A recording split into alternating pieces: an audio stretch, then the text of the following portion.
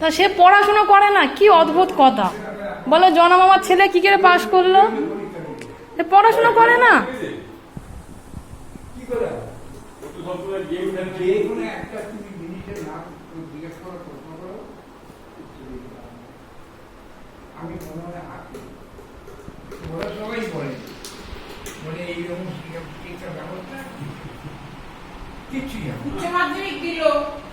তো ওরা তো পড়াশোনা করে না, এমনি এমনি পাস করতেছে, পড়াশোনা করে বলে তো পাস করছে।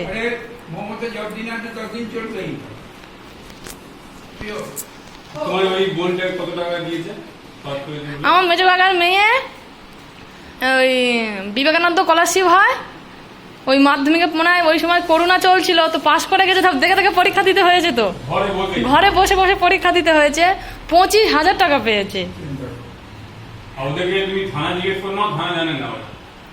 থানা কোথায় জানে না, লিখতে বললে ও লিখতে পারবে না, বলুন তো কিছু জানো না, তবুও কাজ করে। পাওয়া তো বোঝা যাচ্ছে টাকা